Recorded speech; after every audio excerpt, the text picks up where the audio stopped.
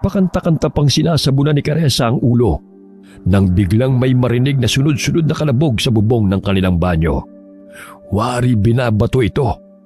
Kaya't agad siyang nagbuhos ng tubig mula sa timba at tinakpan ng tuwalya ang katawan. Sino yan? Kung gusto mo mamboso, naku, wala kang mapapala sa akin. Puro buto lang makikita mo. Binuksan niya ang pintuan ng banyo at bahagyang sumilip sa labas. Wala naman siyang nakitang tao, kaya't ipinagpatuloy niya ang paliligo. Bahala ka! Sino bang hindi makakatulog ng mahimbing? Pakialam ko sa'yo kung sino kang mamboboso ka. Madalas naliligo sa gabi si Caressa dahil sa maghapong naroon sa palengke. Ramdam niya ang lagkit ng kanyang katawan dahil sa samot-saring amoy sa lugar na yon. Dagdagan pa ng maalinsangang panahon. Madalas siyang napagsasabihan ng ina dahil baka pasmahin siya sa kanyang ginagawa. Bagamat isang beses niyang sinunod ang sinabi ng ina na hindi maligo pagdating ng bahay galing palengke, ngunit hindi siya nakakatulog sa pangangate ng katawan. Sa tuwing naliligo naman siya ay nagpapainit siya ng tubig upang maging maligamgam ang gagamitin. Nagpatuloy si Caressa sa paliligo. Maya-maya'y napahinto siya sa pagbuhos ng tubig nang maninag ang animoy nagbabagang mga mata na nakasilip sa butas ng pawid ng bubungana. Napasa po siya sa kanyang dibdib at dali-daling hinablot ang tuwalya na nakasabit sa pintuan. Lumabas siya ng banyo upang tignan kung sino ang naroon. Ngunit wala naman siyang nakitang tao roon. Nasa labas ng bahay nila ang banyo. Iilang hakbang lamang ang layo noon mula sa kanilang bahay. Napabuntong hininga na lamang siya sakaling namamalikmata sa kanyang nakita. Nagsimula na naman siyang kumanta habang lumalakad papasok ng bahay. Oh, bakit ang tagal mo naman sa banyo? Patuyuin mo yung buhok mo bago ka matulog ha. Baka mabulag ka. Sinasabi ko sa'yo, Caressa, balang araw pagsisisihan mo yung pagpapaligo mo tuwing gabi. Bata ka pa kaya't hindi mo pa nararamdaman ang epekto nito sa katawan mo. Naku, Nay, hindi ba't iniwan ni Mang Rino yung asawa niyang si Emma? Dahil hindi raw naglilinis ng sarili at hinahayaang mabantot ang katawan bago matulog? Kaya mas mabuti nang maging malinis sa katawan. Bakit? Mag-aasawa ka na bang bata ka? Hindi naman po. Hindi naman kailangan may asawa na bagong maisipang maglinis ng katawan. Isa pa yung pakanta-kanta mo sa loob ng banyo. Sintonado naman. Maya-maya may mamboso pa sa'yo. At nakakabulabog ka na rin sa mga nagpapahinga. Sus, 7:00 pa lang po, Nay. O siya, bilisan mo na rin upang makapaghapunan na tayo. Tawagin mo na rin ang tatay mo. Nandun siya nakikipag-inuman sa bahay ng tiyo palong mo. Mamaya maparami na naman ang inom nun. At sumpungin na naman ng arthritis niya. Matapos magbihis ay agad na sinunod ni Caressa ang pinag-uutos ng ina. Hindi na siya nagpasama sa dalawang kapatid dahil may ginagawang proyekto ang mga ito. Gamit ang lampara na nagsisilbing liwanag sa madilim na daan. Pinaliligiran ng mga naglalakihang puno ang kanilang lugar. Nagpalinga-linga siya sa paligid nang matamaan siya ng nahuhulog na maliliit na sanga ng kahoy, maging ng maliliit na bato. Napatingala siya sa ibabaw ng puno ng nara. Bahagya siyang kinabahan ng maaninaw na may patay sinding liwanag na maihalin tulad sa umiilaw na tutubi. Bagamat sa pagkakataong yun, ay may nahuhulog na mga abo sa kanyang pisngi na sumasama pa sa ihip ng hangin. Naaninag niya na may malaking hubog ng katawan ng isang nilalang na nakaupo sa ibabaw ng malaking sanga ng puno. Dahil sa takot ay kumaripas siya ng takbo patungo sa bahay ng tiyuhin. Humahangos siyang pumasok sa loob ng bahay, dahilan ng pagtataka ng mga taong naroon. Oh, ano nangyayari sa yung bata ka? Tay, parang may nakita po akong kapre. Kapre? Sa tinagal-tagal ko sa lugar na ito wala pa akong nakikitang kapre. Yan ang napapalaan nyo sa pakikinig sa mga kwento ni Tandang Uria. pinapasundo na po kayo ni inay. Maghahapunan na po tayo. Ilang sandali pa'y nagpaalam na sila kay Mang Palong at umuwi ng kanilang bahay. Tay, dyan po oh. Parang nariyan po sa puno ng nara ang kapre. Nahuhulog pa ang abo ng tabako niya sa mukha ko. Oh, nasaan na? Nandito na tayo. Wala namang kapre. Kung ano-ano kasi nasa imahinasyon mo eh. Nagpatuloy na lamang sa paglalakad si Caressa at hindi na nakipagtalo pa sa ama. Alam niyang tinamaan na rin ito ng alak, kaya naging madaldal na ito habang tinatahak nila ang daan patungo sa kanilang bahay. Bahagya siyang napalingon sa puno ng nara. Ilang sandali pa ay tumambad sa kanyang paningin ang kapreng humihit-hit ng tabako habang kumakaway sa kanya. Namilog ang kanyang mga mata at tila namanhid ang kanyang katawan. Binilisan niya ang paglalakad habang patuloy na kinikilabutan. Malakas niyang isinarado ang pintuan nang makarating na sila ng bahay. Maging ang kanyang inang si Nora ay nagtataka sa kanyang ikinikilos. Oh, ano nangyayari sa'yo? Kani-kanina lang masaya ka pa. Bakit ngayon tila hindi maipintay ang mukha mo? Nay, may kapre sa puno ng nara. Nakita ko po siya. Sus, wala naman ako nakita eh. Marahil umiiral na naman ang imahinasyon mo. Totoo pong nakita ko siya. Humihit-hit pa nga siya ng tabako at kumaway sa akin. Ano ba yung pinagsasabi mo? Anak, ako nakainom. Ngunit parang ikaw pa itong lasing sa atin dalawa eh. Kumain na nga tayo. Baka sanhi lamang yan ng gutom. Hanggang sa matapos silang maghapunan ay hindi pa rin naaalis sa isipan ni Caressa ang kapre nagpakita sa kanya. Hindi siya makatulog dahil sa tuwing ipipikit niya ang kanyang mga mata, bumabalik sa kanyang diwa ang mukha ng kapre. 2:00 na ng umaga na makaramdam ng antok si Caressa. Mahimbing na natutulog ang kanyang mga kapatid at nadidinig pa niya ang lakas ng hilik ng kanilang ama mula sa kabilang kwarto. Niyakap niya ang una at unti-unting napapikit. Ilang sandali iminulat niya ang kanyang mga mata nang may maamoy na tila nasusunog na niluluto. Hindi niya mawari kung ano yun, ngunit may halin tulad sa nabubulok na karne ang amoy. Napabalikwas siya ng bangon upang tunguhin ang kusina.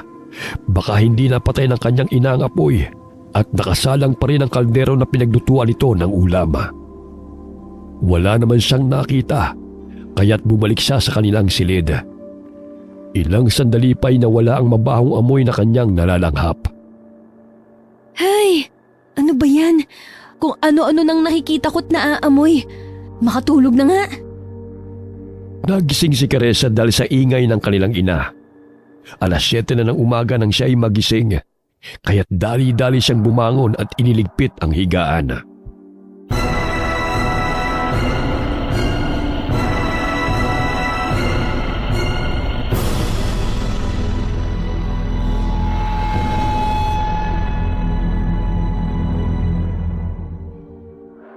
Ay naku, 7:00 na pala. Oh, hindi ka pa bababangon dyan, Caressa. 7:00 na. Marami ng tao sa palengke. Nauna na ang tatay mo roon, kaya mag-almusal ka na riyan at puntahan mo ang tatay mo. Opo, Nay. Matapos na maglinis ng katawan ay agad na tumungo ang dalaga sa palengke. Napadaan na naman muli si Caressa sa puno ng nara kung saan niya nakita ang kapre. Tumingala siya sa puno, ngunit kinilabutan lamang siya kahit wala namang siyang nakita. Bigla siyang nagulat na may tumamang bato sa kanyang ulo. Aray! Ano ba yun? Inis na sinapo ng dalaga ang tinamaang ulo. Maya-maya'y napansin niya ang bato sa kanyang tabi. Pinulot niya yun at napamangha sa kakaibang bato na kanyang natagpuan. Kulay abo at may kulay berde na kumikinang sa loob nito sa tuwing tinatamaan ng sinag ng araw. Napatingala muli si Caressa sa puno. Marahil ay pagmamay-ari yun ng kapreng naninirahan doon. Katulad na lamang na ikinukwento ni Tandang Uriya sa kanya. Lahat ng mga elementong naninirahan sa kalikasan ay may taglay ng mga bertud at mutya. Maswerte ang mga taong makakapagtangan ng mga bertud at mutya dahil magkakaroon sila ng kakaibang lakas, depensa at matutulungan sa nagbabadyang mga panganib. Ginagamit din ang mga ito laban sa mga masasamang nilalang kapag ang elemento nagtataglay nito ay ang mga puti ang gabay o ang mabubuti. Alam ko may naninirahan sa punong ito. Marahil ikaw ang may-ari ng batong to. Maaari ka namang magbigay na hindi nakakapanakit, di ba? Hindi yung basta-basta mo nalang ibabato sa akin. O siya, salamat pa rin dito, kaibigan. Patuloy pa rin kinakausap ni Caressa ang puno. Ngunit wala pa rin siyang nakikitang kapreng lumalabas doon. O Caressa, ano pang ginagawa mo riyan? Tanghali na hindi ka pa umaalis.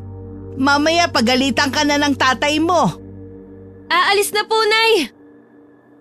Hindi na nagpatuloy sa pag-aaral sa kolehiyo si Caressa sapagkat pinipilit na lamang niya ang sarili hanggang sa makatapos ng sekundarya dahil aminado siyang mahina siya sa mga aralin.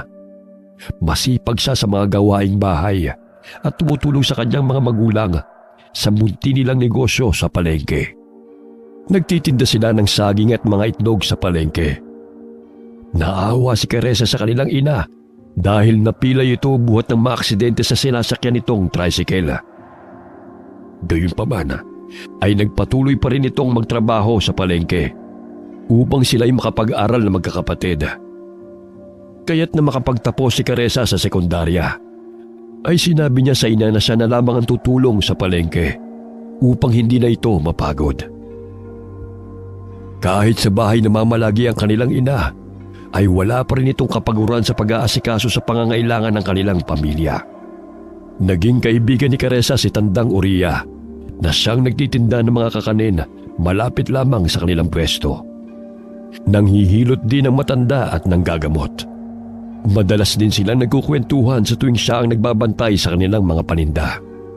Pagdating ng palengke, ay abala na sa pagtitinda si Mang Wilardo. Kaya tinulungan niya ang ama sa pag-aasikaso sa mga mamimili. Napapahikab pa si Caressa dahil siya'y inaantok pa rin. Tanghali ka nang pumunta rito ngunit inaantok ka pa. Ay nako, Caressa, matulog ka ng maaga sa gayon makapagpahinga ka. Hindi yung madaling araw ko nang natutulog. Ngayon lamang po ito, Tay. Pasensya na po. Ikaw na muna magbanday dito dahil pupunta akong supplier ng mga itlog. Isang linggo na hindi pa rin nakaka-deliver Konti na lamang stocks natin. Kukulangin na yan pagdating ng linggo. Tumango si Caressa bilang tugon sa ama.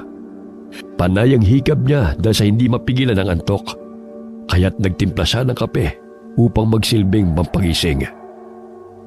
O anak, nag-iwan lamang ako ng ipangsusukli mo sa mga bibili Kinuha ko ng pera dahil may babayaran din ako sa kinuha natin ng saging. Sige po, Tay. Ako na pong bahala rito. Mag-ingat po kayo. Habang nagkakape, kinuha ni Caressa ang bato na kanyang inilagay sa loob ng kanyang bag at tinignan ito. Napansin niyo ni Tandang Uriya. Abay Ineng, saan mo nakuha ang mutyang yan? May kaibigan ka palang kapre. Hindi mo sinabi sa akin. Natagpuan ko lang po to matapos na tumama sa aking ulo. Maswerte ka dahil ipinagkaloob niya yan sa'yo. Marami kang matutuklasan na kapangyarihang taglay ng mutyang yan. Sakaling makakuha ka ng tabako ng kaibigan mong kapre na tinatawag na abano salom, ilagay mo sa bote na may langis. Mabisang gamot yun sa sakit ng tiyan, na sanhi ng usog at iba pa. Totoo po ba, Lola? Kaso nga lang po natatakot po akong makita ang kapre na yun. Marahil kusa siya nagpakita sa akin noong nakarang gabi dahil siguro nabulabog siya ng sintonado kong boses. Bukas ang iyong ikatlong mata, kaya nakakita ka ng elemento. Huwag ka mag-alala, makakatulong yan sa'yo. Naku, Lola! Nakakatakot naman po. Parang ayoko na pong makita siya muli. Huwag kang matakot. Mabait ang kapreng nagbigay sa iyo ng mutya. Hindi siya mapanakit. Maliban na lamang kung siya'y saktan din. May dalawang uri ng kapre, Eneng. Una, ang itimang kapre na siyang mapanakit na nagbibigay karamdaman sa mga tao, marahas at pumapatay. Ang pangalawa ay mababait at nagmula sa puti ang lahi. Sila ay palakaibigan. Yun nga lang ay inaakala ng mga tao na nananakit sila. Kaya nilalayuan sa tuwing siya ay nagpapakita dahil sa nakakasindak nilang itsura. Ganun po pala, Lola. Kaya lang nakakatakot pa rin po. Marahang hinawakan ni Tandang Uriya ang batong mutya na taglay ni Caressa. Pumikit ang matanda at umusan ng mga salita. Ilang sandali pa'y pinataka niya ito ng nangis na siyang magpapalakas sa kapangyarihan nito.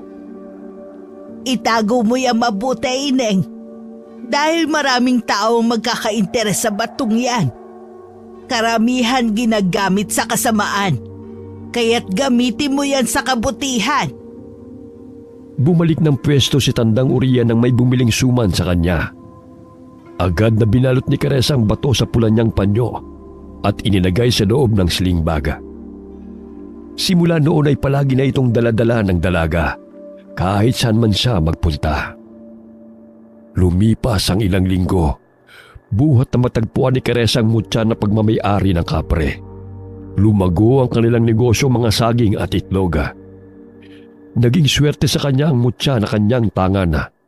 Kaya malaki ang kanyang pasasalamat sa kapre nagbigay noon sa kanya kahit hindi man ito nagpakitang muli. Lihim niyang inaalay ng itlog at saging ang punong Nara sa tuwing umuwi siya galing palengke. 9:00 na ng gabi nagsasarado ng pwesto ang mag-ama. Napahinto muli si Caressa sa puno ng Nara. Abay, Caressa, napapansin kong gabi-gabi ka nang napapahinto sa punong yan ah. May tinatagpo ka ba rin, anak? Naku, wala po, Tay. Basta mauna ka na po sa bahay. Ano nga bang ginagawa mo rin kung wala kang tinatagpo? Gusto ko lang po siguraduhin kung may kapre ba dito o wala. Ewan ko sa'yo. Hindi ka pa rin tumitigil sa kakakapre mong yan. Ilang beses ko nang sinabi sa'yo na walang naninirahan dyan. Mauna na po kayong umuwi sa bahay. Susunod na lang po ako. O siya, basta sumunod ka na kaagad ha. Baka mapano ka pa riyan. Agad na pumasok ng bakuran si Mang Wilardo at hinayaan na lamang ang anak.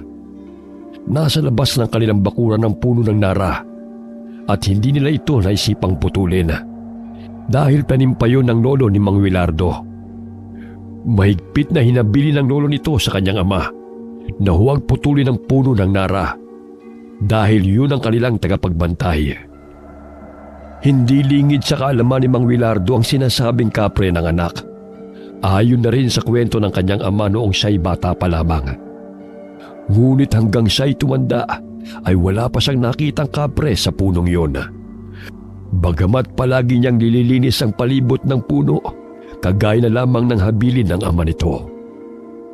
Sinasabi niya sa mga anak na walang kapre doon upang hindi matakot ang mga ito. Ngunit may nakapagsabi na may elementong naninirahan doon. Subalit madalas nagpapakita lamang yun sa mga taong may masasamang hangarin upang manakot. Alam ni Mang Wilardo ang ginagawang alay ni Caressa dahil gawain din niya yun na hindi rin pinapaalam sa mga anak. Hindi man niya nakikita ang kapreng putian na sinasabi ng kanyang ama, ngunit ipinagpapatuloy pa rin niya ang gawain ng kanyang mga ninuno. Alam kong naninirahan ka riyan. Pero pakiusap, huwag mo akong takutin ha. Magkaibigan naman tayo, di ba? Ito po palang itlog at saging. Tanggapin niyo po bilang munting regalo. Biglang lumakas ang hangin kung saan naroon si Caressa. Naramdaman niyang may malaki at baritonong boses na kanyang narinig na dumampi sa kanyang tenga. Hindi niya mawari kung bumulong ba yun o kinakausap siya sa kanyang isipan. Sinabi sa kanya ng kapre ang pangalan nito na Maelon. Bigla rin itong nagpakita sa kanya. Malaabo ang kulay ng balahibo nito at may mahabang balbas. Humithit ito ng tabako sa may buga ng usok. Ilang sandali binigay nito ang kapirasong tabako kay Caressa at biglang nawala. Kasabay ng pagkawala ng inalay na itlog at saging ng dalaga. Ito na sigurong tinatawag na abano salom na sinasabi ni Lola. Agad na kinuha ni Caressa ang bote ng langis na ibinigay ni Tandang Uriah sa kanya. Inilagay niya sa bote ng langis ang pinunit niyang tabako.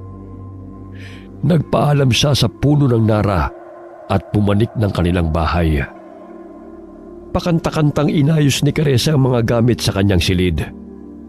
Pasalampak siyang napahiga sa kama dahil sa pagod. O anak, bumaba ka na riyan para makapaghapunan na. Mamaya na lang po, Inay.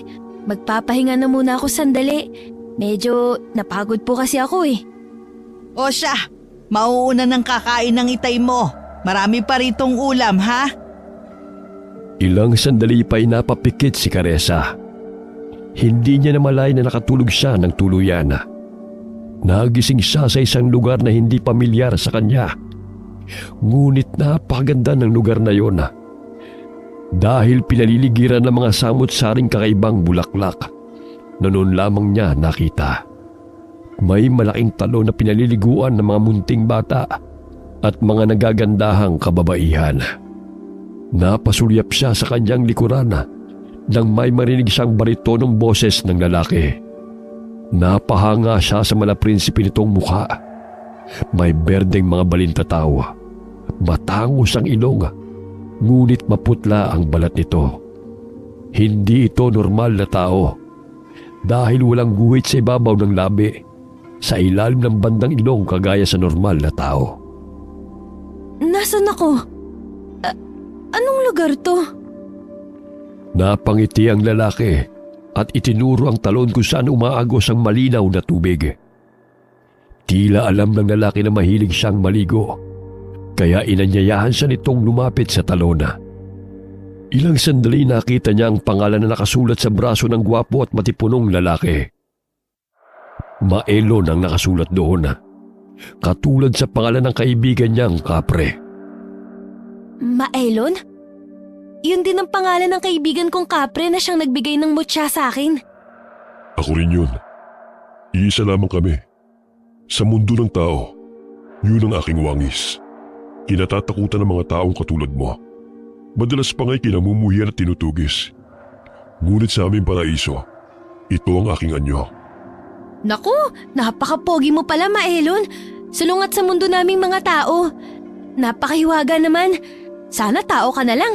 Sayang. Hindi ba't gusto mong maligo? Tignan mo ang malamig at malinis sa tubig ng talon, Caressa. Hindi ka magsasawang maligo dyan. Tignan mo ang kasiyahan ng ating mga kaibigan. Oo nga. Mga engkantada ba sila? Napakaganda nila. Malayong malayo sa itsura ko. Kakaiba nga ang ganda mo, Caressa. Paano ba ako nakapunta rito, Ginoong Maelon? Sa pagkakaalam ko'y nakatulog ako sa aking kwarto. Dinala kita rito dahil sa busilak mong kalooban at gusto ko makilala ng aking mga kaibigan. Alam mo bang isa ka sa pinili ng mga engkanto na makapagtangan ng mutya? Bukod doon nabighani ako sa maganda mong boses sa tuwing naririnig kitang umaawit sa tuwing ikay naliligo. Ha? Nabighani? Napakasintonado nga ng boses ko eh. Talagang ikaw lang nabighani sa boses ko. Totoo namang maganda ang boses mo, Caressa. Gustuhin ko man sanang manatili ka rito sa paraiso upang makasama ka. Ngunit batid kong mas kailangan ka ng iyong pamilya. Hinahanap ka na nila. Sa muling pagkikita, kaibigan, pakaingatan mong mutyang ibinigay ko sa iyo. Gamitin mo yan sa mabuti dahil naglipa na ng mga masasama. Makakatulong yun sa iyo. Makakaasa ka na gagamitin ko to sa kabutihan. Ilang sandali ay biglang nagising si Caressa. Unti-unti siyang bumangon sa kama na nooy habol-habol ang kanyang paghinga. Nagtaka siya nang makita ang ina't mga kapatid sa sala na umiiyak habang nagdarasal. Naroon din si Tandang Uriah na kinakausap ang kanyang ina. Bumaba si Caressa ng sala at nagtatakang nagtanong.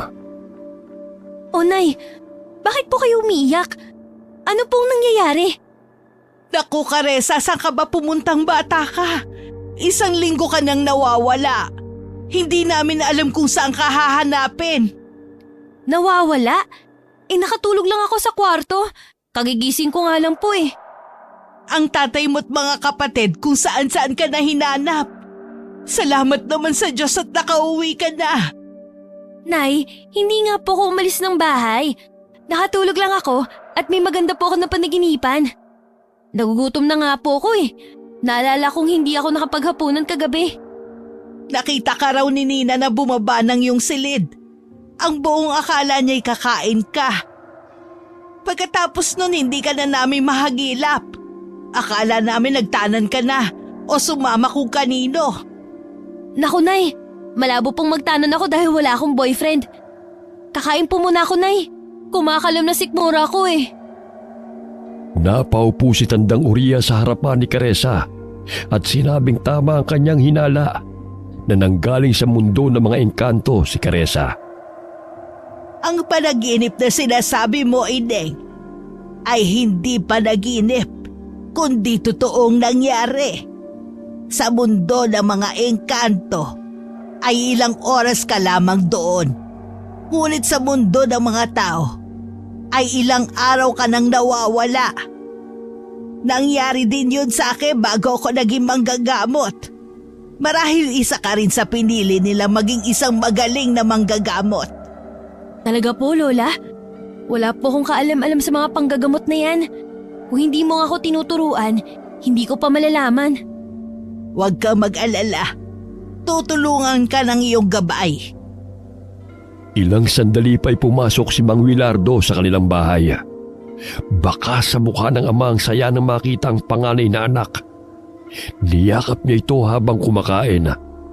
Muntik nang mabulunan ng dalaga sa pagkakayakap ng ama. Tay, sandali lang. Mabubulunan pa ako niyan eh. Saan ka ba nagsususot na bata ka? Nakarating na kami sa kabilang baryo. Ayaw niyo pala akong mawala, Tay? Ganun mo ako kamahal? Naman, kayo ang bunga ng pagmamahalan namin ng iyong ina. Kaya't mahal na mahal namin kayong tatlo. Ginawa ni Wilardo ang utos ni Tandang Uriya na mag-alay ng pagkain sa puno ng nara, sapagkat doon niya naramdaman ang malakas na puwersa ng elemento matapos niyang isagawa ang ritual. O sige, magpapaalam na ako. Narito na naman si Caressa. Mabuti naman at bumalik ka ng matiwasay, Ineng. Maraming salamat po, Lola Oria. Ipapahatid ko na po kayo kay Wilardo. Mag-ingat po kayo. Lola, maraming salamat po sa inyo. Bukas po magtitinda na po ako sa palengke. Magkikita naman po tayo ulit doon. Bago inihatid ni Mang Wilardo ang matanda, ay binigyan ng bigas at prutas ni Lora si Tandang Uriya bilang pasasalamat sa tulong ito. Sinabi ng matanda sa mag-asawa na nagustuhan ng kapre si Caressa.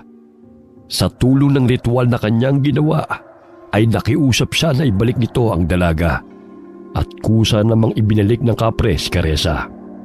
Ilang araw matapos na nakabalik ng bahay si Caressa mula sa pagkawala, palago ng palago ang kanilang negosyo. Nakapagpatayo na rin ang tindahan ng bigas si Mang Wilardo at Aling Nora dahil na rin sa pagtutulungan nilang pamilya. Nakapagpaayos na rin sila ng bahay. Kahit na lumago ang kanilang negosyo, ay ginamit pa rin nila ang pera sa mabuting paraan. Tumutulong sila sa mga nasalanta ng bagyo o anumang sakuna at pagbibigay ng bigas at itlog bilang donasyon sa mga tao. Gayunpaman, kahit anong buti nila, ay mayroon pa rin mga tao na gusto silang hilahin pababa. Nagkasakit ang anak ni Mang Alvaro. Si Caressa ang itinuturo nito na siyang dahilan ng salot sa baryo. Ayon sa lalaki, simula na mawala at bumalik ang dalaga, ay sunod-sunod na ang kamalasan na sinapit ng kanilang mga kabaryo. Marahil ay sinanla ng dalaga ang kaluluwa nito sa dyablo na siyang kapalit ng paglago ng pamumuhay ng pamilya nito. Ang pagkakaroon daw ng sakit ng mga tao ay siyang nagbibigay umano ng swerte sa pamilya ni Caressa. Hindi na matiis ni Mang Wilardo ang paninirang puri ni Alvaro sa kanilang pamilya, kaya't nagkasagutan ng dalawa at humantong sa pikunan. Sinuntok ni Mang Alvaro si Mang Wilardo sa pisngi, kaya't bumawi rin ang suntok si Mang Wilardo sa lalaki. Tinamaan si Alvaro sa sikmura, dahilan ng pagkatumba nito. Dahan-dahan ka sa pananalita mo. Kung umasenso man kami sa buhay, yun ay dahil nagsipag at nagsakripisyo kami. Lalo na mga anak ko. Hindi mo alam ang pinagdaanan namin bago namin na ituwid ang maliit na negosyong ito. Hindi namin kasalanan na kahit paano nakakaraos kami dahil sa aming pagtsatsaga at pagsisipag. Wala kang karapatang siraan ang pamilya ko, lalong-lalo na ang anak ko. Bakit? Ano bang ginawa mo para makakain ang pamilya mo? Hindi mo ba naisip na dahil sa pagiging batugan at makasarili mo'y nagkasakit ang anak mo? Mas inuuna mo pang sugal kaysa sa ilalaman ng sikmura ng iyong pamilya. Ilang beses na humingi ng bigas at itlog ang panganay mong anak dahil wala raw kayong makakain. Tapos ito pa igaganti mo sa amin? Wala kang kwentang tao! Tama na po, Itay! Makakasama po sa inyo yan! Sige na po, ilayo niyo na si Mang Alvaro dito. Pakiusap. Maraming nakiusyoso sa kumusyong naganap. May ilang tao ang naniwala sa sinabi ni Alvaro. Ngunit karamihan ay nasa panig ng pamilya ni Mang Wilardo. Tay, hayaan niyo na po sila. Hindi mo naman kailangan patulan pa si Mang Alvaro eh. Alam mo naman ang ugali nun. Kung hindi lamang talaga ako naaawa sa mga anak niya, hindi ko nabibigyan pa ng makakain ng mga yun eh. Ngunit ang pagiging batugan ng magulang ay ang mga anak ang nagsasakripisyo. Kaya nga po napakaswerte namin sa inyo ni Inay. Dahil binigyan kami magkakapatid ng mga magulang na masisipag at mapagmahal. Habang umuwi galing palengke, napadaan si Caressa at Mang Wilardo sa bahay ni Mang Alvaro. Narinig nilang umiiyak ang pangalawang anak na si Katie. Tay, maari po ba tayong huminto saglit? Baka napano na po ang mga bata. Hindi na po kasi pangkaraniwang iyak yan eh. Naku anak, alam mo naman kung ano nangyari sa amin kanina ni Alvaro, hindi ba? Hayaan mo na lamang sila riyan. Baka pag-initan na naman tayo ng baliw na yon. Nagkataon na lumabas ng bahay ang bunsong anak na lalaki. Tinanong siya ni Caressa kung naroon ba ang mga magulang nila at kung napano ang kanyang kapatid. Umiiyak na sinabi ng bata na wala doon ang kanilang ama at silang apat lamang ang naroon. Dahil ang kanilang ina ay isang buwan nang lumuwas ng Maynila upang magtrabaho bilang katulong at hindi pa bumabalik. Dinala ni Caressa ang isang sipi ng saging at isang dosenang itlog sa magkakapatid. Sa pag-aakalang nagugutom lamang ang mga ito. Nagulat siya nang bumungad sa kanyang paningin ang kalunos-lunos na kalagayan ng batang babae. Tay, halika po rito. Naku, tignan niyo po si Katie. Agad na bumaba ng tricycle si Mang Wilardo at tinungo ang kubo. Doon niya nakita ang kaawa-awang kalagayan ng bata. Lumulubong tiyan at maraming pantal sa katawan. Naglalaway rin ito na animoy isang asong baliw. Kailangan na yung dalhin sa ospital. Nako, kailan pa ba nangyari yan sa kanya? Umiiyak na sumagot ang panganay na si Miguel na 3 araw ang nakakalipas matapos silang mangahoy sa kasukalan. Sa puno ng malaking mangga kung saan pinutol nila ang sanga upang gawing uling. Wala na silang pagkain kaya naisipan nilang mangahoy upang pagkakitaan. Simula noon ay kung ano-ano na ang nakikita ni Katie hanggang sa magkaganyan. Tay, kailangan na magamot ni Lola Oria si Katie bago mahuli ang lahat. Ang sabi ng apo niya kanina pinuntahan nito ang pamangkin dahil manganganak na yon. Ilang bundok pang tatahakin bago makarating sa naturang lugar. Naku, paano ba to? Kailangan ng malapatan ng gamot ang batang to. Kinuha ni Caressa ang bote ng langis na may abano sa lom. Biglang umihip ang malakas na hangin. Batid niyang ginagabayan siya ng kanyang gabay na si Maylon. Nadidinig niya ang baritono nitong boses na sumasambit ng orasyon at tinuturuan siya nito kung paano ang gagawin. Sinusunod niya ang katagang sinasambit ng kapring si Maylon. Matapos nun ay pinahid niya sa lumulubong tiyan ni Katie. Inutusan niya si Miguel na magpainit ng tubig upang ipainom sa kapatid at panlinis sa madungis na katawan nito. Nilagyan niya ng asin ang maligamgam na tubig na pinainom kay Katie. Nanlilisik pa ang mga mata ng bata at malakas na tinabig ang baso. Nagpupumiglas ito at malakas ang boses na kumakawala sa bibig ng batang babae. Inumin mo to, Katie, para gumaling ka. Huwag mo hayaan na mangibabaw ang kapangyarihan ng masamang nilalang na yan. Umalakhak ang bata at dinuduraan pa sa nito ng itim na likido. Sumagi sa isipan ni Caressa na may nabulabog ang mga bata na itim na kapre, kaya't gusto nitong maghiganti sa mga bata. Sinira ng mga ito ang kanyang tahanan at nasugatan ito sa bandang paa nang hatawi ng batang babae ang sanga gamit ang itak. Binudburan ng asin ni Caressa ang ulo ng bata, maging ang buo nitong katawan. Gayon na lamang ang palahaw ng bata dahil sa nararamdamang sakit. Ngunit hindi yun boses ni Katie, kundi pagmamayari ng itim na kapre. Sa tulong ng puti ang gabay, naway tulungan mo ko upang lisanin ng masamang elemento ang katawan ng batang to. Pilit na pinainom ni Caressa ang maligamgam na tubig na may asin at pinataka ng langis na may sangkap na abono sa halom ang bata. Nang malunok yun ni Katie, ay unti-unting huminto ito sa pagpupumiglas. Tinulungan ni Mang Willardo ang anak upang painumin si Katie ng dinasalang tubig hanggang sa maubos ng bata ang isang baso. Ilang sandali umihi si Katie ng itim at mabahong likido na maihahalin tulad sa nabubulok na laman ng hayop. Pinalabas ni Mang Willardo ang 2 maliliit na bata. Sinabihan niya na doon na muna sa tricycle at kumain ng saging at tinapay na kanilang dadalhin sana sa kanilang bahay. Unti-unting lumiit ang tiyan ni Katie at umaliwalas ang mukha nito. Nilinis ni Caressa ang katawan ng bata at agad na binihisan. Nasaan na bang tatay niyo? Nakakain na ba kayo? Umiiyak na napapailing na lamang si Miguel at sinabing hindi pa umuwi ang kanilang ama mula nang umalis ito kaninang umaga. Ilang araw na silang hindi kumakain ng maayos at tanging iilang pirasong kamoting kahoy lamang ang kanilang pinaghati-hatian.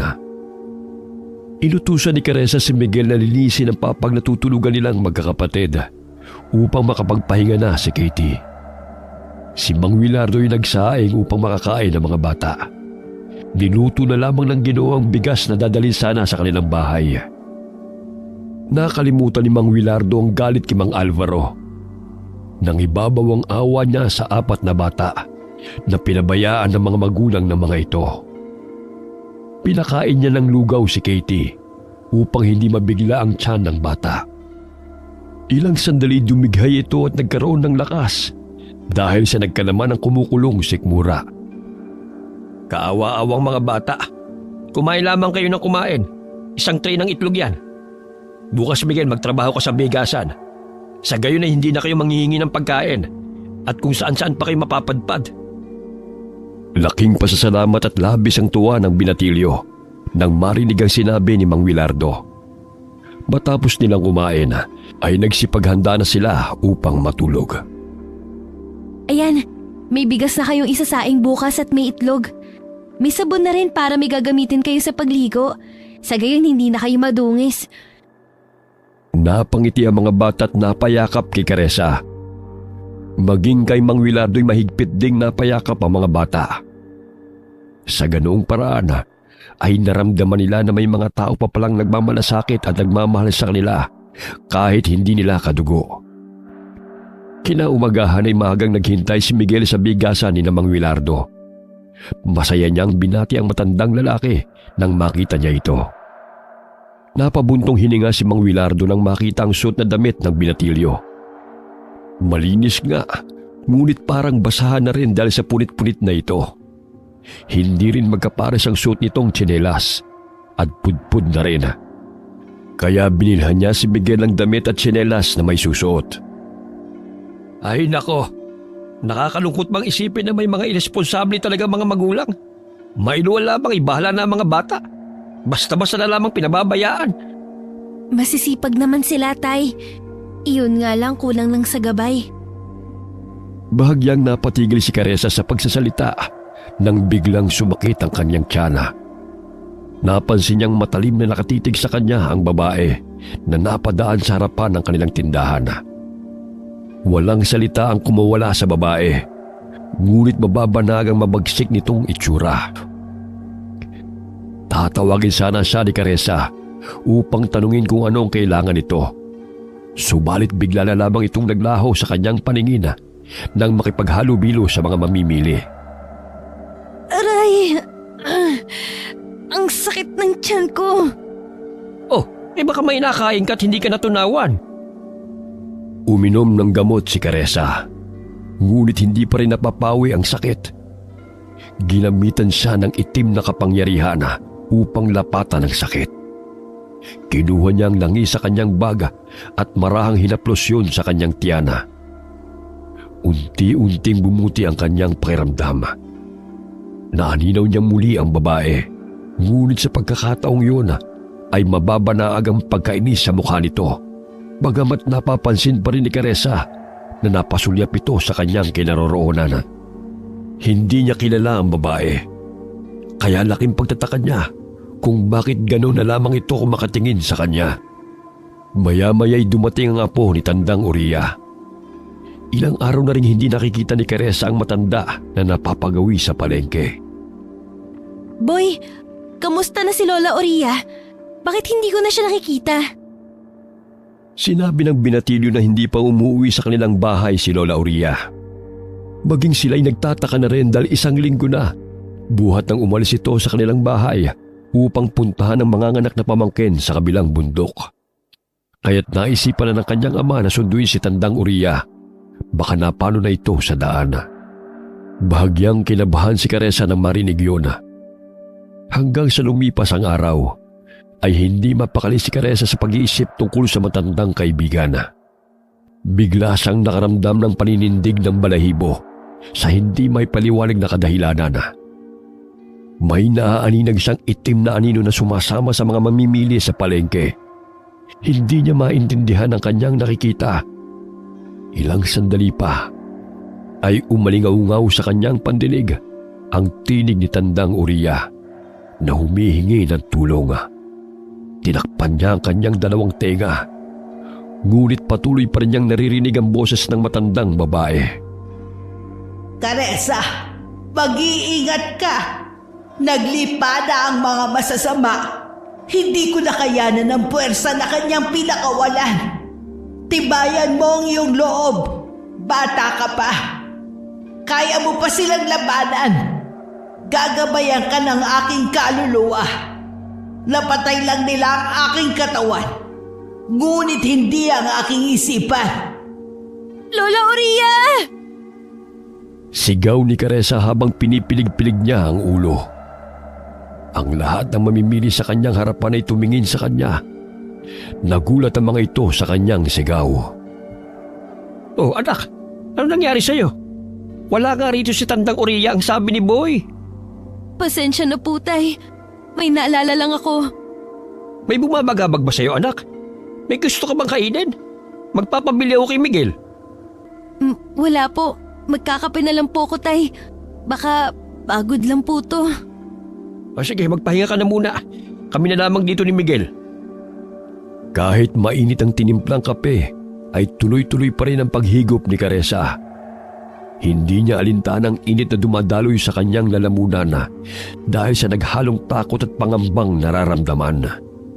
Nakatulog si Caressa sa silya habang nakaupo sa kanilang tindahan. Paulit-ulit na sumasagi sa kanyang balintataw ang mukha ni Tandang Uriya at ng babaeng kanyang nakatitigan sa palengke. Bigla siyang napabalikwas ang siya'y magising. Tagaktak ang kanyang pawis dahil hindi niya maipaliwanag kung bakit paulit-ulit na sumasagi yun sa kanyang isipan. Masamang pangitain ba to? Ang huling panaginip ko ay nung naroon ako sa paraiso ng mga engkanto. Pero hindi yun basta panaginip lang, kundi totoong nangyari. Ano kayang gustong pahiwatig ng panaginip kong ito tungkol kay Lola at sa babae?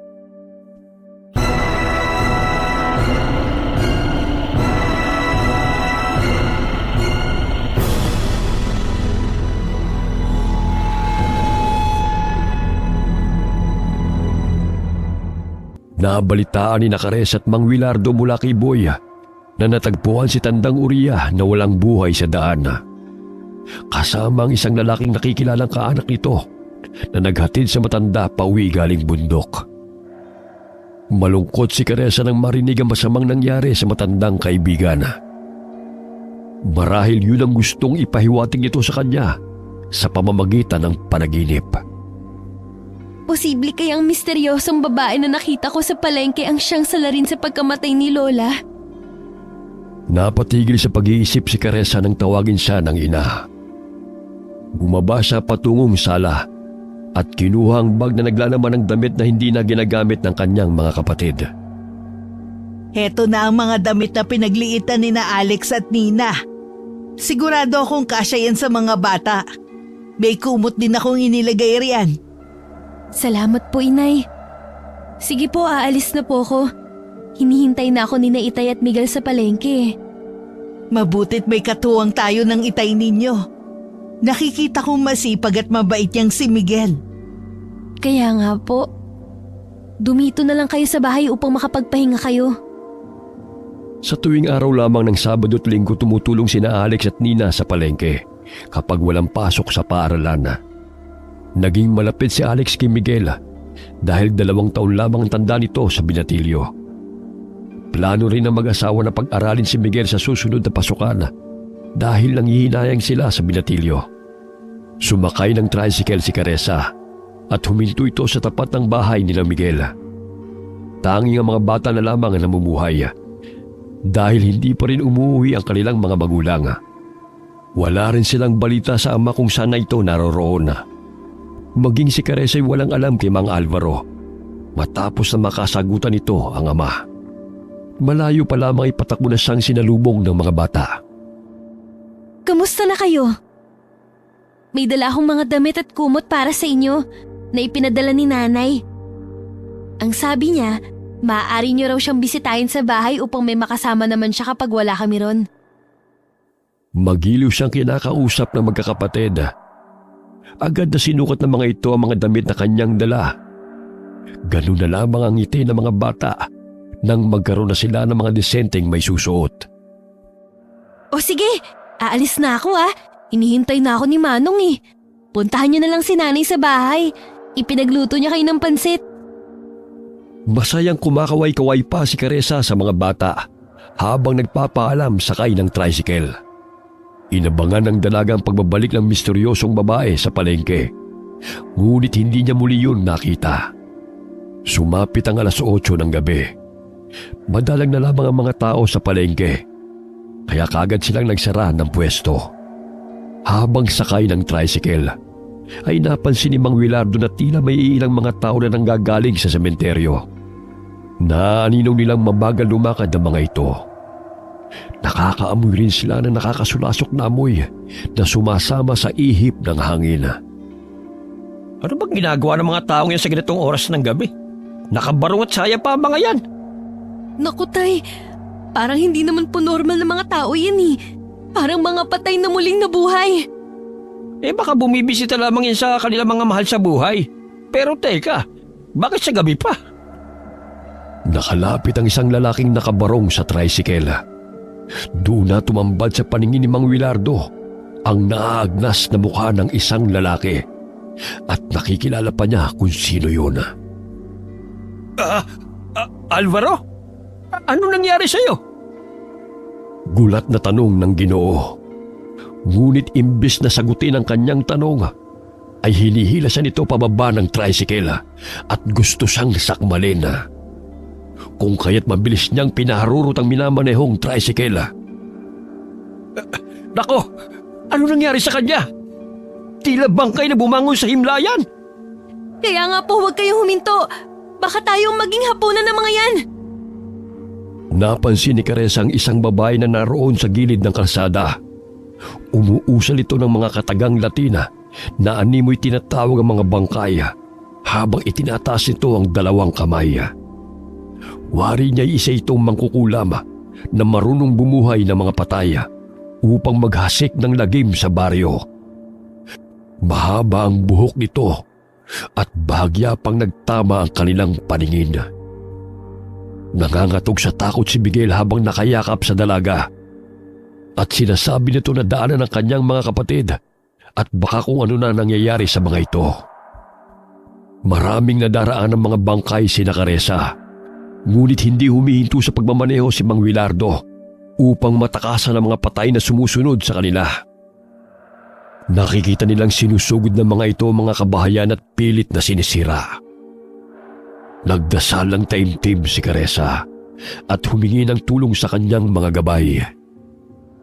Mutyang bato na aking taglay na ipinagkaloob ng may kapal at ng aking mga gabay.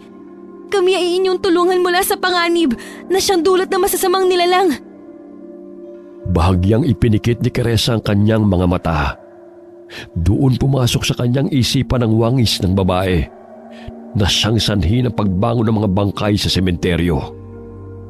Sumagi sa isipan ng dalaga na ang babae rin ang siyang pumatay kay Tandang Uria nang maglaban ang mga ito. Kailangan mo siyang matalo upang mawala ang sumpa na kanyang pinakawalan. Naghihiganti siya sa mga tao dahil sa pagkamatay ng kanyang asawa at anak. Napaslang ko ang kanyang aswang na asawa na sumugod sa bahay ng aking pamangkin. Ang babaeng yan ay isang aswang na mangkukulam na nagtudulot ng sakit sa mga taong naninirahan sa kabundukan. Tinutugis siya ng mga tao, kaya tumakas sila ng kanyang anak. Bagamat nang mapunta sila sa bayan, ay nasagasaan ang trak ang kanyang anak at binawian ng buhay. Umalingaw-ngaw ang tinig ni Tandang Uria sa pandinig ni Caressa. Napaisip ang dalaga kung paano niya ito malalabanan, gayong maraming bangkay ang naroon sa daan. Napahinto si Mang Willardo sa kubo na tinitirhan ng magkakapatid upang sunduin ang mga bata. Ngunit wala na roon sina Katie. Siguro sa bahay po sila dahil sinabi kong puntahan nila si nanay. O sige, kumapit kayo. Dahil hinahabol pa rin tayo ng mga pisting mga bangkay. Ay, ano ba nangyayari sa mundo? Tay, tingnan mo! May masasagasaan ka! Pagewang-gewang ang tricycle na minamaneho ni Mang Willardo. Mabuti na lamang inaiwasan niyang humarang na bangkay sa kanilang daraanan. Ngunit nasagi niya ang nakalaylay na ulo nito, kaya tumalsik pa rin ang malansang dugo sa harapan ng tricycle. Patuloy na umiiyak si Miguel dahil sa takot. Gamit ng bakal ay pinaghahampas ni Caressa ang mga kamay ng mga bangkay na kumakapit sa tricycle. Parami ng parami ang mga bangkay na lumalabas sa nicho. Narinig nila ang taong humihingi ng tulong habang sinusugod ng bangkay. Kitang-kita ng mag-ama kung paano lapain ng mga ito ang biktima. Maging si Mang Willardo ay natakot sa kaligtasan nilang mag-ama. Ngunit hindi pa rin siya tumigil sa pagmamaneho ng tricycle. Winakwak ng mga bangkay ang tiyan ng lalaki at hinalukay ang laman loob nito. Pinagsaluhan nilang lantakan ang laman ng lalaki. Tumatalsik pa ang sariwang dugo ng biktima nang kagatin ng babaeng bangkay ang leeg nito. Halos masuka si Caressa sa kanyang nakita. Tinakpan niya ang mga mata ni Miguel. Sa gayon ay maibsan ang takot ng binatilyo. Ayos lang ba kayo riyan mga anak? Kumapit kayong mabuti. Hindi ako magpapauli sa mga demonyong yan. Kumusta na kaya ang mga kapatid at ang inay nyo? Pinapanalangin kong nasa mabuti po silang kalagayan. Naway ligtas po sila mula sa malaaswang ng mga patay na yan. Binilisan ni Mang Willardo ang pagmamaneho ng tricycle. Wala siyang pakialam kung masagasaan niya ang mga bangkay na nakaharang sa kanilang dinadaanan. Mabuti na lamang hindi pa nakakarating ang mga ito sa kanilang bahay. Ngunit sinusundan sila ng mga ito. Napasulyap si Caressa sa puno ng nara nang mapadaan sila roon. Kaibigang Maelon, tulungan mo kami mula sa panganib at sa mga bangkay na binuhay ng babaeng kampo ng demonyo. Mahinang kataganan ay bulalas ng dalaga. Malakas na busina ng motorsiklo ang pinakawalan ni Mang Willardo upang agad silang pagbuksan ni na Aling Nora. Mabuti na lamang ay alerto ang anak na si Alex, kaya agad na nakapasok ang tricycle. Dali, ikandado mong tarangkahan anak bago pa sila makapasok. Hindi na nagtanong ang binatilyo. Sinunod na lamang niya ang pinag-uutos ng ama. Bagamat bago pa niya tuluyang maisara ang tarangkahan, ay may naaaninaw siyang iilang tao na paika-ikang lumalakad sa daan. Muling sinuri ni Caressa ang tarangkahan kung naisara yun ng kapatid bago pumasok ng bahay. Oh, bakit ganyan ang itsura ninyo? Bakit umiiyak sa takot si Miguel? Mamaya na namin ipapaliwanag, Nay. Ikandado nyo na mabuti ang mga bintana at pintuan para walang makapasok na masasamang nilalang. Narito ba mga kapatid ni Miguel? Nandun sa bakanting kwarto. Mahimbing na natutulog. Mabuti naman kung ganon. Sabihin nyo nga sa akin kung bakit kayo nagkakaganyan. Pati ako natataranta ng hindi ko alam ang dahilan eh. Ako hindi ko rin maipaliwanag eh. Basta na lamang bumangon ng mga patay sa sementeryo. Sumusugod sila sa mga kabahayan. Kung sino man ang kanilang nakakasalubong o nahuli, kanilang kinakain. Nakita ko rin kanina si Alvaro na nooy puno ng dugo ang muka. Wala sa kanyang katinuan at gusto kong sakmalin. Diyos ko naman! Ano na ba ang nangyayari? Ano na ang gagawin natin ngayon? Ilang sandali pa'y narinig nila ang mga kalampag na ginagawa ng mga binuhay na bangkay. Mabuti na lamang ay napaayos nila ang kanilang bahay kung kaya't hindi basta-basta mapapasok ng mga masasamang loob. Kumuha ng itak si Mang Wilardo at ibang gamit na maaaring gawing sandata. Ang mga pinutol na kaway na gagawin sanang mesa para sa kanilang tindahan ay ginawa niyang sibat. Pinatulis niya ang dulo noon at ibinigay sa mga anak. Ayan, gamitin ninyo. Huwag kayo magdadalawang isip na sila'y paslangin. Dahil kung kayo mahuhuli ng mga yon, tiyak kayo ang papatayin. Nagising ang mga kapatid ni Miguel dahil sa ingay.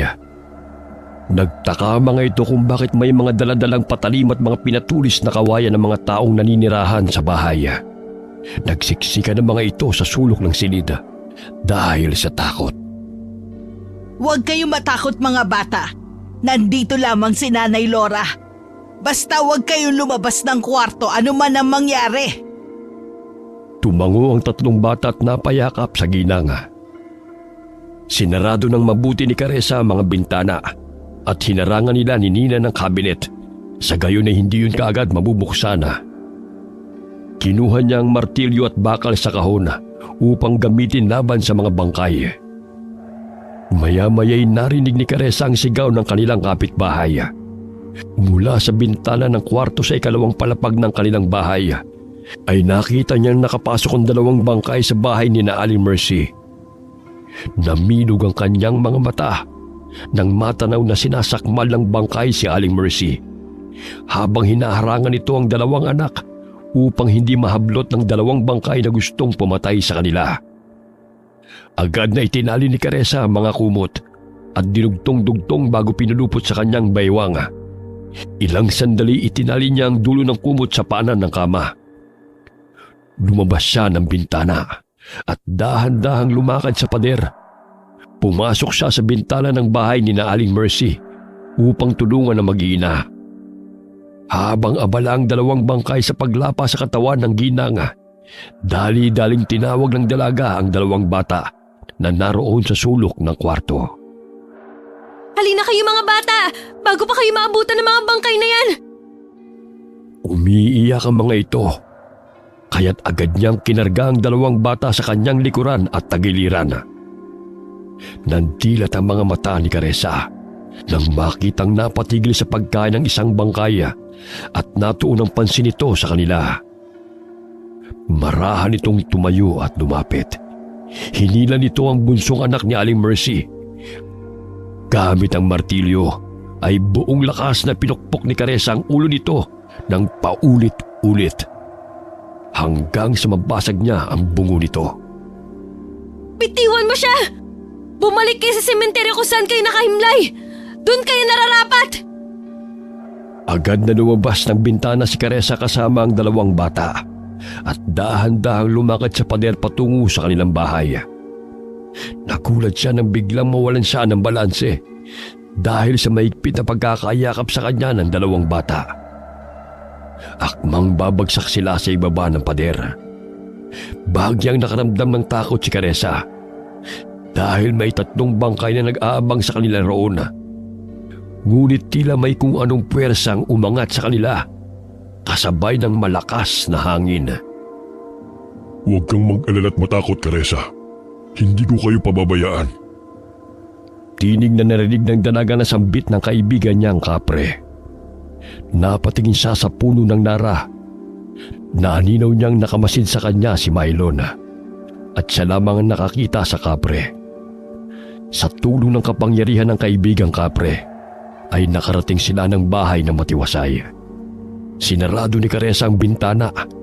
Nanginginig ang katawan ng mga bata dahil sa takot, kaya niyakap niya ang mga ito. Naaaninaw rin niya na patuloy na nilalabanan ng kanilang mga kapitbahay ang mga bangkay na lumulusob sa kanilang mga tahanan. Diyos ko, bakit nabuhay ang mga patay sa sementeryo? Tila mga aswang sila na nangangain ng laman. Katapusan na ba ng mundo? May bumuhay po sa kanila. Ginamitan ng kapangyarihang itim upang maghasik ng lagim. Sino namang kampo ng dyablo yan? Paano siya mapipigilan? Gagawa po ako ng paraan upang matapos ang kahibangan ng babaeng yun. Nay, kayo na pong bahala sa mga bata. Tutulungan ko lang po sina Itay sa baba. Mag-ingat kayo, anak. Pinapanalangin kong matatapos na itong masamang bangungutan nangyayari. Bumaba ng bahay si Caressa. Nadidinig niya ang malakas na kalampag na ginagawa ng mga bangkay sa bawat tahanan. Ilang sandali biglang umihip ang malakas na hangin na siyang sanhi ng pagbukas ng tarangkahan. Tumilabo ng mga bangkay at muling sumara ito. Batid ni Caressa na kagagawan yun ng kaibigan niyang kapre. Naghalungkat ng mga gamit sa bodega si Caressa. Nakita niya roon ang palakol at mahabang bakal. Naisip niyang harapin ang babaeng nagsasagawa ng ritual. Kailangan kong talunin ang babaeng yun upang pigilan siya sa kanyang kasamaan. Marami nang nadadamay. Kinuha ni Caressa ang susi ng motorsiklo. Sinuot niya ang helmet at lumabas ng bahay. Hinawakan siya ng ama sa braso upang pigilan. Caressa, saan ka naman puputang bata ka? Mapanganib na lumabas ng bahay, anak. Nakikita mo bang paramihan ng parami ang mga bangkay na sumusugod sa mga kabahayan? Huwag nang matigas ang ulo mo. Tay, kailangan ko pong hanapin ang babae na siyang sanhi ng lahat ng to. Kung di, lahat tayo mamamatay. Ayokong tumungangan na lang dito at pabayaan siya sa masama niyang hangarin. Hintayin na lamang natin ang pagsapit ng umaga, anak. Baka tumigil din ang mga bangkay o mga aswang na yan. Bawat minutong lumilipas may namamatay. Kaya't kailangan kong patigilan ng babae sa kanyang ritual. Huwag kayong mag-alala. Tinutulungan po ako ng aking mga kaibigang engkanto. Kayo na pong bahala sa mga bata at kinananay. Mag-ingat po kayo rito. Pangako, babalik ako. Inilagay ng dalaga ang bakal at palakol sa kanyang tagiliran na nakaipit sa suot niyang sinturon. Lumabas siya ng bahay sakay ng motorsiklo ng kapatid. Huwag niyo po akong alalahanin. Kaya ko po ang sarili ko. Isarado niyo na lang mga bintana at pintuan upang walang makapasok. Sinunod ni Mang Wilardo ang sinabi ng anak. Nang dilat ang mga mata ng Ginoo, nang maninaw na may puting anino siyang nakita na nakasampa sa likuran ni Caressa habang pinapaandar nito ang motorsiklo. Pinihit ni Caressa ng kanang kamay ang manibela. Ang kaliwang kamay naman ito ay nakahawak sa palakol. Isa-isa niyang tinatabas ng patalimang mga ulo ng bangkay na kanyang madaanan. Sa tulong ng mutyang bato ng kapre na ibinigay ni Mylon ay nagkaroon ng kakaibang lakas si Caressa. Hindi niya mawari ang malakuryenteng nananalaytay sa buo niyang katawan. Animoy wala siyang kapaguran na sinusugod ng mga kalaban.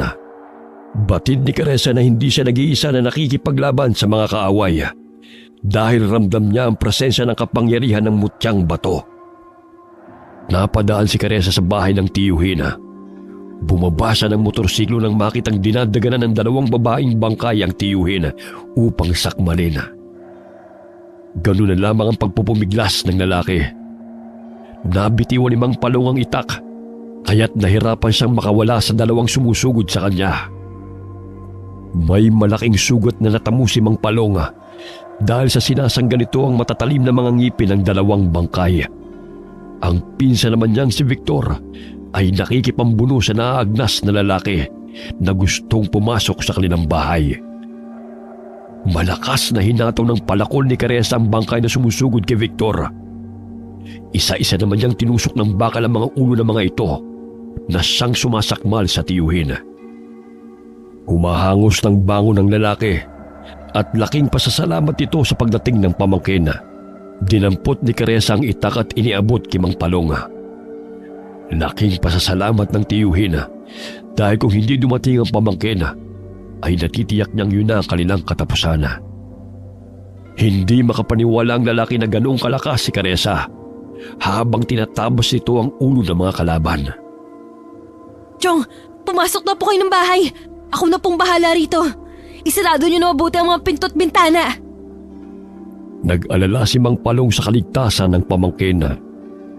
Ngunit sa pagkakataong yun ay napamangha siya sa kakaibang husay ni Caressa sa pagkipaglaban. Sinunod ni Mang Palong ang sinabi ni Caressa. Ilang sandali pa'y pinaharurot muli ng dalaga ang motorsiklo at hinanap ang babae na kanyang pakay.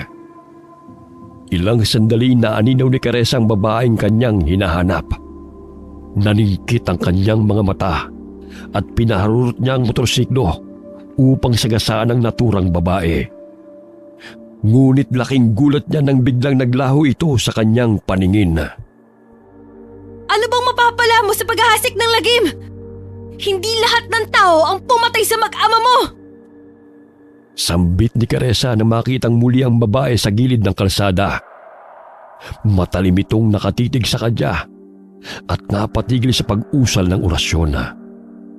Biglang lumakas ang hangin at umalingaw-ngaw sa paligid ang nakakasindak na tinig ng babae. Walang sino man na makakaligtas sa aking pag-iigante. Maging ikaw, alam kong may tangan ka, mutya. Kaya't malakas ang loob mong kalabanin ako. Akala mo ba'y mapipigilan mo ko? Dapat sa inyo'y parusahan, katulad ng pagpatay ninyo sa aking anak at asawa. Itigil mo ng kahibangan mo! Maging ang mga inosenteng tao, nadadamay!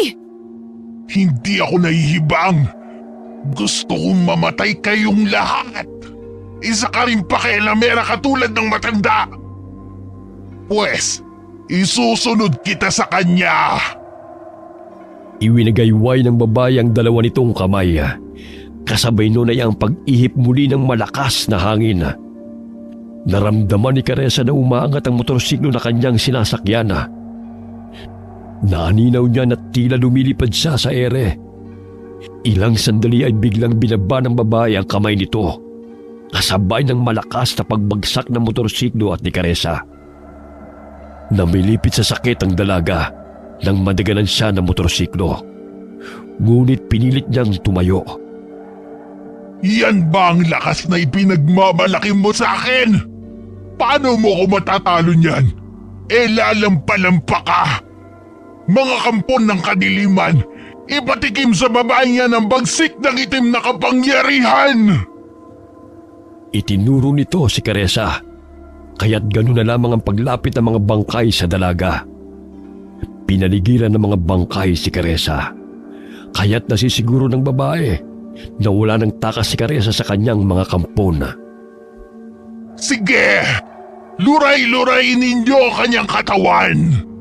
Sa gayon ay maranasan niya ang paghihirap sapagkat yan ang nababagay sa mga taong humahadlang sa akin. Simutin ninyo ang laman ng pakialamerang babaeng yan! Pahalakhak na tugon ng babae. Ilang sandali na milog ang kanyang mga mata nang isa-isang bumubulagta sa lupa ang mga kampo nito. Isa-isang lumulusot sa mga bungo ng mga ito ang tubong bakal at palakol na sandata ng dalaga. Tumatalsik pa ang malalapot at masangsang na mga dugo ng mga ito. Tinadyakan ni Caressa ang katawan ng babaeng bangkay na kanyang sinaksak. Yan lang ba ang pwersa ng mga kampon mo? Ang hihina naman! Tumakbo si Caressa paikot-ikot sa babae. Maging siya hindi makapaniwala sa tuloy ng kanyang pagtakbo. Animoy walang kapaguran ng kanyang mga paa at hindi lumalapat sa kalsada. Hinampas niya ang babae gamit ang hawak niyang sandata. Gamit ng orasyon na pinapakawalan ng kalaban, kaya't hindi ito tinatamaan ng dalaga.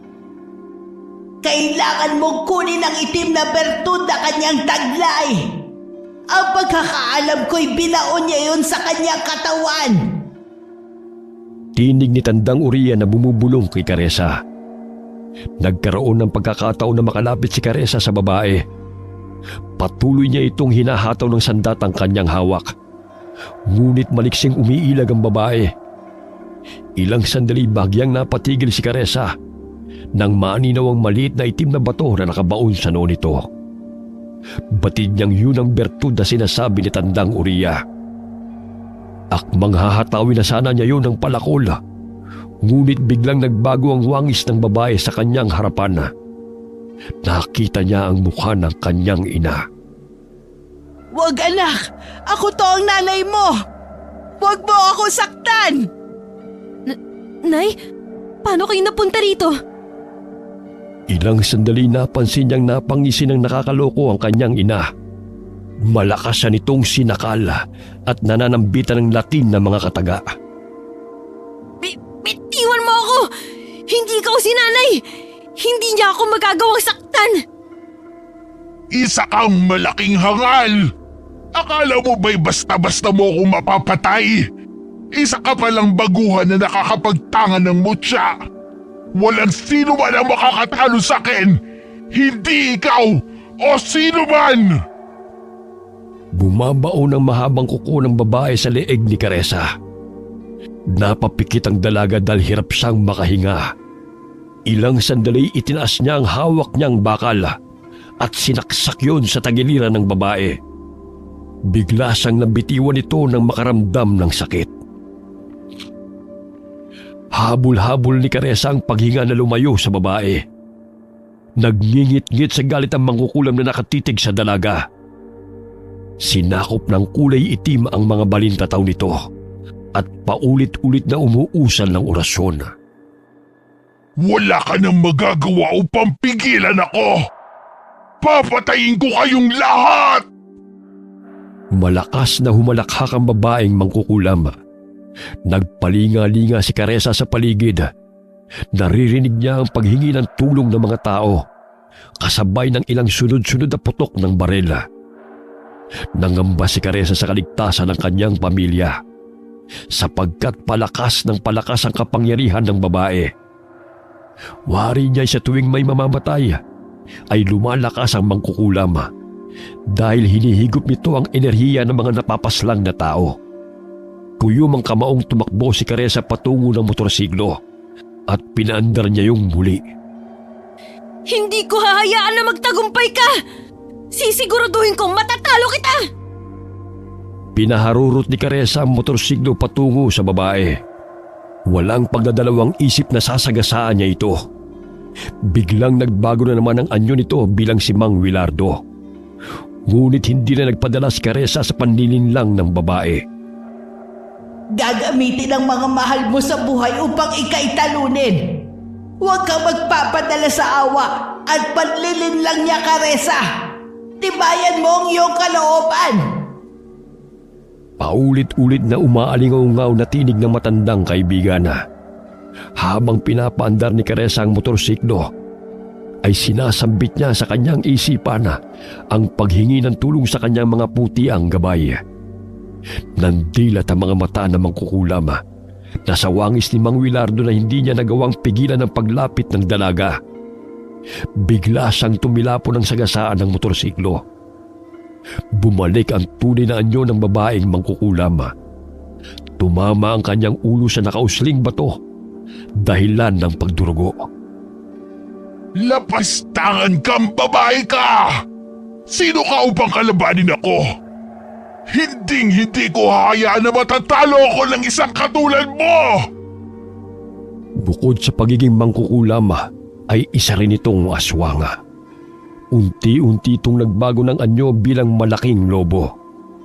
Nakausli ang matatalim na pangil at mga ngipin ito at may mahabang sungay.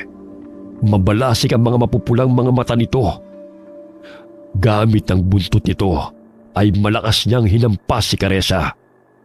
Mabuti na lamang ay mabilis na pinaharurot ng dalaga ang motorsiklo, kaya't hindi siya tinamaan. Malaki rin ito kumpara sa pangkaraniwang lobo. Palakas ang kapangyarihan niya. Maelon, Lola Oria, pakiusap tulungan niyo ako sa maaari kong gawin. Gayo hindi lamang siya ang aming kaaway, maging ang mga bangkay na lumulusob sa mga kabahayan. Ilang sandali napansin ni Caressa ang ilang mga tao na nagsilabasan sa kani-kanilang tahanan. May bit-bit na mga patalima upang labanan ng mga bangkay na aswang. Nagkaroon ng lakas ng loob ang mga mamamayan na makipaglaban upang supilin ang kasamaan. Maya-maya'y natanaw ni Caressa ang umiilaw na motorsiklo ng ama. Kasama nito si Alex. Ang mga bangkay na kanilang nadadaanan ay tinutusok nila ng pinatulis na kawayan, kaya't bumubulagta ang mga ito sa kalsada. Anak! Hindi ka namin pababayaan! Nandito kami upang tulungan ka! Sigaw ni Mang Willardo habang pinapaandar ang tricycle. Hindi mapakali ang ama sa pag-iisip kung napano na ang anak, kaya't napagpasahan itong tulungan si Caressa. Napatay nila ang mga bangkay na umaligid sa kanilang bahay sa tulong ng kaibigan nilang kapre. Tumambad sa mga mata ni Mang Willardo kung paano ibagsak sa lupa ng kapre ang mga bangkay at putulan ng ulo. Doon na pagtanto ng Ginoo ang sinasabi ng kanyang ama't lolo na mabuti ang kapre na naninirahan sa punong nara malapit sa kanilang bahay. Samantala, nagngingit-ngit sa galit ang aswang na lobo nang makita na isa-isang bumubulagta ang kanyang mga kampon sa kalsada. Dahil sa pagkamatay ng mga bangkay at wala ng taong napapaslang, ay hindi na nadadagdagan ng enerhiyang nagpapalakas sa kanyang kapangyarihan. Sinugod niyang muli si Caressa, ngunit maliksing na kailag ang dalaga sakay ng motorsiklo.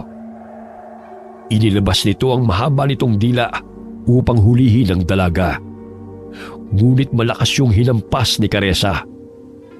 Tumalon si Caressa mula sa motorsiklo upang hatawin ang ulo ng aswang na mangkukulam kung saan niya nakita ang itim na bato. Ngunit sinanggayon ng aswang. Bagamat maliit ang dalaga kumpara sa kanya, ramdam ni Caressa na nahihirapan din ang kalabang aswang sa kanyang pagsugod. Hindi na ako natatakot sa'yo! Kung ang kamatayan ko ang siyang magpapatigil sa kasamaan mo, handa akong mamatay! Ngunit sisigurduhin kong matatalo mo na kita! Akala mo ba'y hahayaan kitang matalo ako? Sisiguraduhin kong hindi ka sisikatan ng araw kasama ang pamilya mo! Dinuraan nito si Caressa sa mukha. Animoy asido ang laway ng aswang nang dumampi yun sa balat ng dalaga. Hindi nagpatinag si Caressa sa hapdi na kanyang naramdaman. Malakas niyang tinadyakan ng aswang na mangkukulam, kaya't bahagya siyang nakalayo. Umikot ang dalaga at buong lakas na hinataw ng palako ng ulo ng kalaban. Tinamaan ito sa noo, dahilan na tumalsik ang dugo nito. Muntik nang tamaan ng itim na bertud. Kailangan ko pang galingan sa pag-asinta sa noo ng halimaw na yan. Sambit ng dalaga sa kanyang isipan. Muling sinugod ni Caressa ang aswang. Ngunit sa pagkakataong yun, ay lumapat sa kanyang leeg ang matalim na mga kuko nito. Sinakalisa nito at binitin. Nabitiwan niya ang palakol dahil sa higpit ang pagkakasakal sa kanya. Nakakaawa namang pagmasdan ang itsura mong nahihirapan. Hindi ko na patatagalin ang iyong buhay dahil ilang segundo lamang ay nasa impyerno ka na! Pahalakhak pang tugon ng aswang. Ibinuka nito ang malaki niyang bunganga upang sakmalin ang ulo ng dalaga. Ganun na lamang ang pagpupumiglas ni Caressa dahil batid niyang katapusan na niya. Napapikit na lamang si Caressa sa nalalabing segundo ng kanyang buhay. Bitiwan mong aking anak! Hayop ka! Gumilat si Caressa nang marinig ang tinig ng ama. Pinaharurot ng Ginoo ang tricycle habang si Alex ay nakasampa sa ibabaw nito na may hawak na pinatulis na kawayan. Sa tulong ng gabay ng kapring si Maylon ay tila lumilipad ang tricycle sa ere. Sinagasaan ni Mang Wilardo ang malalobong aswang at walang awang itinarak ni Alex ang pinatulis na kawayan sa leeg nito. Nanumbalik ang lakas ni Caressa, kaya itinas niya ang kamay na may hawak na bakal. Buong lakas niyang ibinaon ang bakal sa noo ng aswang, kung saan niya nakita na nakabaon ang itim na bertud. Malakas na atungal ang pinakawalan ng aswang. Unti-unting lumuwag ang pagkakahawak nito sa dalaga, hanggang sa mabitiwan niya ito. Bumagsak si Caressa sa kalsada at habol-habol ang kanyang paghinga. Gumapang siya palayo sa aswang na nooy pagewang-gewang na umaatras. Napansin ni Caressa na tila may lumalabas na kulay itim na puwersa sa noo ng aswang.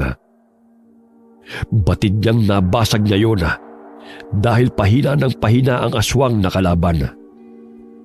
Napansin din nila na ang mga bangkay na sumusugod sa mga kabahayan ay isa-isang bumubulagta at unti-unting nauupos at nagiging abo. Napapawalang bisa na ang ritual na kanyang ginawa. Naway tuluyan na siyang mamatay. Ayos ka lang ba, anak? May masakit ba sa'yo? Tay, maraming salamat po sa inyo. Napakatapang niyo po ni Alex. Kung hindi kayo dumating, marahil nalapa na ako ng aswang na yan. Tinulungan kami ng kapre. Totoo siya, anak. Dahil sa kanya'y nakaligtas kami mula sa paglusom ng mga bangkay. Niyakap ni Mang Wilardo si Caressa. Laking pasasalamat niya dahil walang masamang nangyari sa anak. Ilang sandali pa'y bumulagta ang lobong aswang sa lupa, kasabay ng malakas na pagdagundong ng kulog. Maya-maya'y malakas na kidlat ang tumama sa katawan ng lobong aswang, dahilan na nawalan ito ng buhay. Nagpalit ang anyo ang aswang bilang isang babaeng mangkukulam. Dilat ang mga mata nito nang humandusay sa lupa. Nakabaon pa rin sa leeg at ulo nito ang bakal at pinatulis na kawayan. Nagtaka ang mga taga-baryo nang biglang naging abo ang mga kalaban nilang mga bangkay. Narinig ni Caressa ang sigawan ng kanilang mga kabaryo. Batid nilang nagtagumpay sila sa kanilang laban. Sa di kalayuan ay nagpakita si Maylon sa kanila. Nagpapalit-palit ito ng anyo bilang gwapong engkanto at kapre. Nilapitan siya ni Caressa upang pasalamatan. Sana manatili ka na lamang bilang poging engkanto, kaibigang Maylon. Maraming salamat sa tulong mo. Dahil sa'yo, natalo ang aswang na mangkukulam na yan. Nabigyan na rin ng hustisya ang pagkamatay ni Lola Oria. Ibabalik ko na tong mutya sa'yo. Sa'yo na yan, kaibigan. Bigay ko na yan sa'yo. Batid kong sa pamamagitan ng mutyang bato ay marami ka pang matutulungan dahil napakabusilak ng iyong puso. Hanggang sa muling pagkikita, kaibigan. Hanggat nasa iyong mutya ay palagi kitang gagabayan. Hinaplos ni Milo ng pisngi ng dalaga sa anyong poging engkanto. Bahagyang nakaramdam ng kilig ang dalaga. Sa hinuha niya, sana'y hindi na ito magpalit ng anyo na isang kapre. Ilang sandali ay nawala si Maylon sa kanyang paningin. Umuwi ng bahay si Caressa. Ipinaubay na lamang nila kina Kapitan Tino at mga kasamahang kagawad ang bangkay ng mangkukulam. Kinupkup ni Mang Wilardo at Aling Dora sina Miguel at ang tatlo pa nitong mga kapatid. Simula ng araw na yon, ay wala nang gumagambala sa kanila. Naging isang manggagamot si Caressa sa gabay ng kaibigan niyang si Maylon. Naging tahimik na rin ang kaluluwa ni Tandang Oria at nagpasalamat siya kay Caressa sa pamamagitan ng panaginip. Wakas.